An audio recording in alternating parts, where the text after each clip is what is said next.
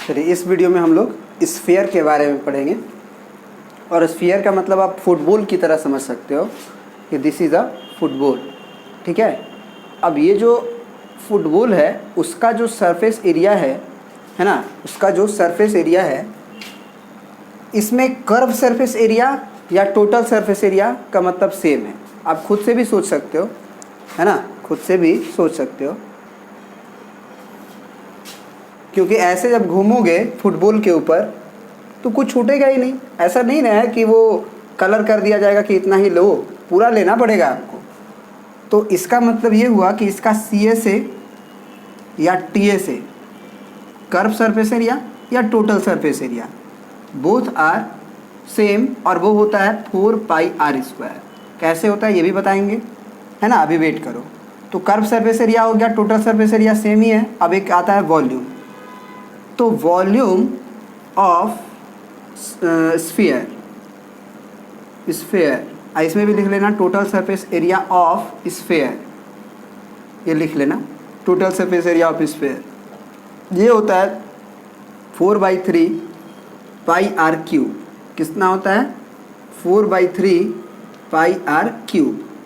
ठीक है, 4/3πr³ के बराबर होता है। अब चलिए कैसे इसका कर्व सरफेस एरिया 4πr² है इसके बारे में चर्चा करते हैं। आप एक फुटबॉल नहीं कहिए, क्योंकि फुटबॉल अंदर से हॉलो होता है ना। आप एक गेंद ले लीजिए जिसमें अंदर और बाहर से पूरा मटेरियल भरा हुआ। ऐसा नहीं कि आप जब उसको काटते हैं, ऐसा नहीं कि जब उसको आप काटते हैं तो वो हॉलो हो। ऐसा ही आपको गेंद सेलेक्ट करना है जो अंदर और बाहर से पूरा भरा हुआ हो। और उसको क्या करिए, आप ठीक बीच से काट दीजिए, एकदम ठीक बीच से काटिएगा तो आपको हेमीस्फीयर दिखाई देगा। क्या दिखाई देगा? हेमीस्फीयर, कुछ इस तरह से, है ना। और एक ऊपर जो होगा आपको ऐसा कुछ नज़र आएगा,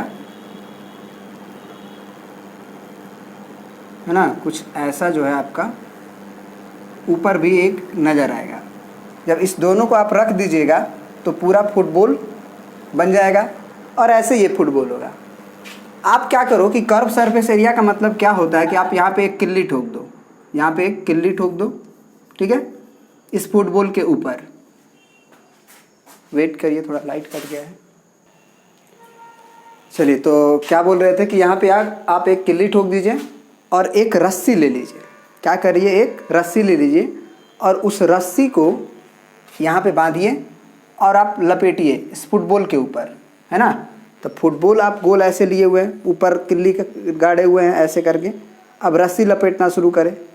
थोड़ा सा मोटा रस्सी ले लेंगे, है ना, पतला ही लेंगे, चलिए जो भी हो। आप रस्सी ले लिए, लपेटना शुरू किए, लपेटना शुरू किए, लपेटना शुरू किए, लपेटना शुरू किए, लपेटना शुरू किए, और जब नीचे आए एकदम ठीक नीचे यहाँ पे, तो रस्सी फिर काट लिए। ठीक है। अब इस रस्सी को क्या किए, इस रस्सी में जितना जगह होगा, खुद सोचिएगा, इस रस्सी में जितना जगह होगा उसी से वो फुटबॉल ऑक्युपाई हुआ था, घेराया था।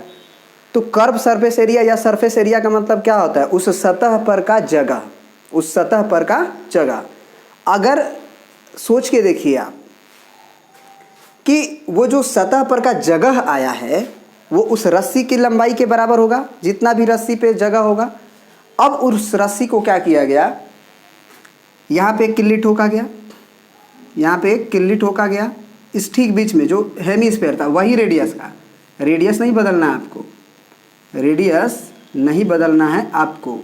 उस फुटबॉल का जो आधा काटे थे आप, फुटबॉल को ऐसे था बीच में से काट दिए थे, तो बीच से रेडियस जो था वो बदलना नहीं है। इस फुटबॉल का रेडियस क्या होगा? अंदर सेंटर पे होगा, ठीक बीचों बीच, है ना। उसको इधर उधर नहीं करना है। और वो किल्ली पे ठोक के क्या किए, उस रस्सी को लपेटना शुरू किए। तो अब बताओ कि वो उस रस्सी पे ज़्यादा आएगा कि इस पे आएगा? इस हेमीस्फीयर के जो आधा फुटबॉल कटा है उस पे आएगा। बिल्कुल उस पे ज़्यादा आएगा, क्योंकि कॉमन सेंस से दिख रहा है हमें, कॉमन सेंस से दिख रहा है हमें। तो क्या पाया गया कि जब हम इस किल्ली में अब रस्सी लपेटना शुरू किए, जैसे लट्टू में रस्सी लपेटते हो ना उस तरह से, तो ये रस्सी लपेटते लपेटते लपेटते ये पूरा एक बार ख़त्म हो गया। उस रस्सी को हम रोक लिए वहीं पे। अब उस रस्सी से जो पूरा रस्सी बचा हुआ था उससे नापे, ठीक है, 4 बार जब हुआ तब रस्सी खत्म हो गई। एग्जैक्ट 4 बार जब हुआ तो रस्सी खत्म हो गई। तो जरा सोचो कि ये रस्सी जो हेमिस्फेयर पे आया था वो कि उसकी लंबाई कितनी थी, 4 pi R square, sorry pi R square, क्योंकि एक सर्कल का एरिया, क्योंकि ये हेमिस्फेयर एक सर्कल ही तो है जो आधा काटे हो। इसी तरह से दिखाई देगा ना भाई, इसी तरह से नहीं दिखाई देगा, क्योंकि इसके नीचे ना अर्धगोला है, ये तो फ्लैट है, काटा हुआ है। तो जब इस पे हम काट के लकड़ी लपेटने लगेंगे तो इस सर्कल का एरिया होगा पाई आर स्क्वायर। तो पाया क्या गया कि 4 बार जब रस्सी नापा गया, एक उस रस्सी को नाप के काट लिया गया और उसी रस्सी से नापा गया, तो 4 बार जब हुआ तब आया।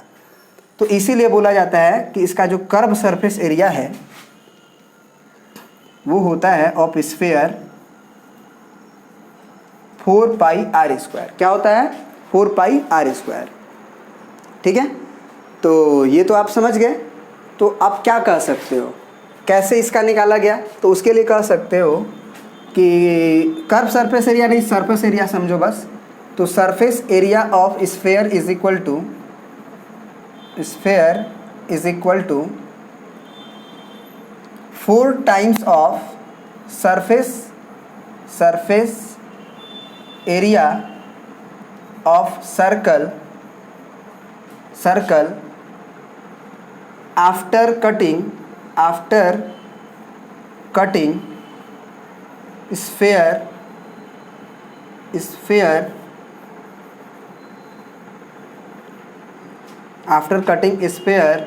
In middle.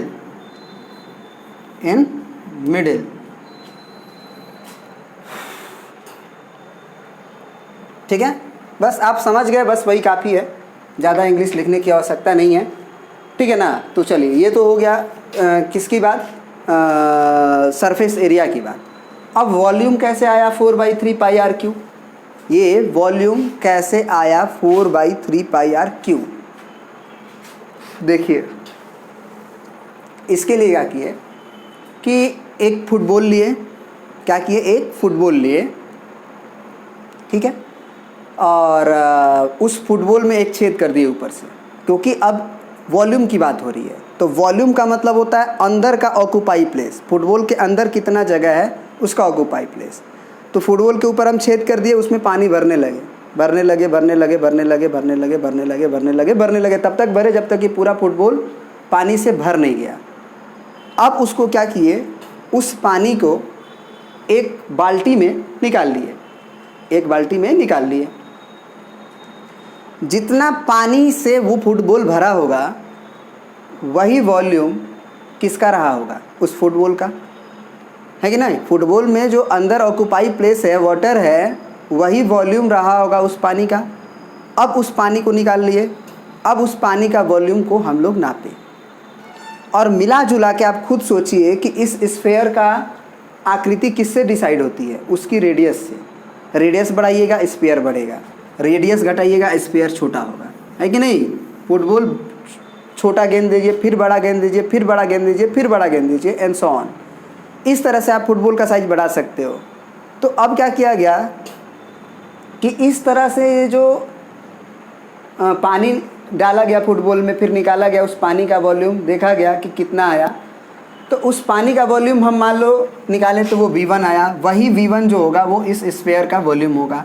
और मिला जुला के हमको रेडियस दिया हुआ है, तो रेडियस के अलावा स्फेयर का तो कुछ और पता होता नहीं है। तो अब क्या किया गया कि इसमें वॉल्यूम है आएगा, इसके लिए वॉल्यूम कैसे आता है, L into B into H से। L into B into H से 3 बार गुना होना चाहिए कम से कम, तब तो सेंटीमीटर क्यूब आएगा, मीटर क्यूब आएगा वॉल्यूम का यूनिट। तो मिला जुला के तो रेडियस ही दिया हुआ है, तो रेडियस का क्यूब किया गया।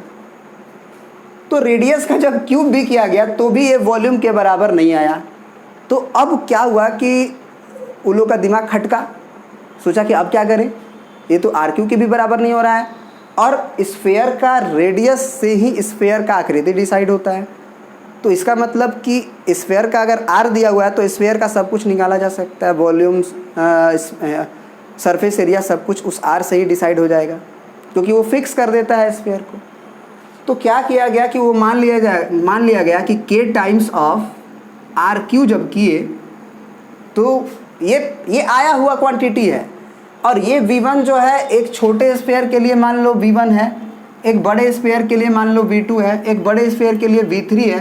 तो सबके साथ इसको इक्वेट किया गया, V1 को इक्वेट किया गया तो K इंटू R1 क्यूब ले लिया गया मान लो, V2 को कंपेयर किया गया तो इसका रेडियस R2 लिया जाएगा, क्योंकि उसी के रेडियस से ना, जो जिस आकृति का आप फुटबॉल लीजिएगा उसी का रेडियस का क्यूब करिएगा। ये नहीं कि हमेशा आप R ही क्यूब कर रहे हैं, नहीं, जो फुटबॉल लेंगे उसके रेडियस के बराबर। तो अब V2 लिया गया तो K इंटू R 2 का क्यूब किया गया, फिर K इंटू मतलब ये K1 K2 K3 है ना, V3 लिया गया तो K3 इंटू R 3 क्यूब किया गया। अब क्या किया गया कि K1 K2 K3 का वैल्यू निकाला गया। तो पहले से जब हम K1 का वैल्यू निकालें तो वो आएगा हमारा V1 बाई R1 का क्यूब। फिर हम K2 का वैल्यू निकालें, हम नहीं, मैथमेटिशियन लोग निकाले, तो V2 डिवाइडेड बाई R2 का क्यूब। फिर K3 निकाला गया V3 अपॉन R3 का क्यूब। और ये जो है एक ही स्पेयर पे नहीं किया गया, हजारों स्पेयर पे किया गया। तो K1 K2 K3 K4 आया सब, और सबका वॉल्यूम पता था। क्यों? क्योंकि हम एक जिसमें कि हम उस पानी को नाप सकते हैं कि कितना लीटर है या फिर कितना मीटर क्यूब उसमें स्पेस ऑक्यूपाई हो रहा है, उस जगह को हम नाप के रखे हुए हैं। V1 मालूम है, V2 मालूम है, V3 मालूम है, V4 मालूम है, और उस स्फीयर का रेडियस मालूम है।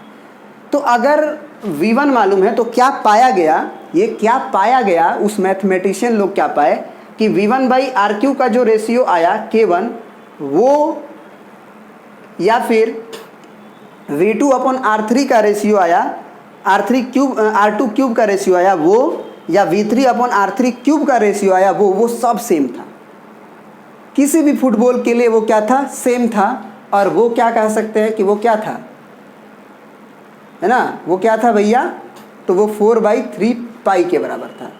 तो यहाँ से क्या पाया गया कि ये फ्रॉम 2 एंड फ्रॉम 3 क्या पाया गया कि K1 K2 K3 सब बराबर है, और K1 बराबर K2 बराबर K3 पाया गया, या डॉट Kn n फुटबॉल पे ट्राई किया गया, है ना, n स्फीयर पे ट्राई किया गया, और वो पाया गया कि वो K का वैल्यू 4/3 पाई आया। तो इसीलिए अब क्या किया गया कि पहले पहले स्फीयर का वॉल्यूम जब निकाले V1, तो V1 के लिए हम K1 रखें, तो K1 का वैल्यू भी हम क्या रख सकते हैं, 4/3 पाई R1 क्यूब आ गया वॉल्यूम। K2 का भी वैल्यू अगर निकालें, V2 दूसरे स्फीयर जो बड़ा स्फीयर था उसका वॉल्यूम निकालें, तो उसके लिए भी हम लिखेंगे K2 इंटू R2 का क्यूब। तो K2 के जगह पे हम लिख सकते हैं, क्योंकि K2 भी हमारा सब बराबर है और वो 4/3 पाई के बराबर है, तो R2 क्यूब, है ना, फिर 4/3 अगला भी पाई R3 क्यूब। तो जिसका रेडियस जो है उसका क्यूब करके 4/3 पाई से गुना किया गया, तो ना देखा गया कि उतना ही पानी था। तो बस हो गया वॉल्यूम उसका स्फीयर का, ठीक है। तो इस तरह से स्फीयर का वॉल्यूम निकला। अब आते हैं हम लोग इसी में पढ़ लेते हैं हेमी स्फीयर के बारे में, ठीक है।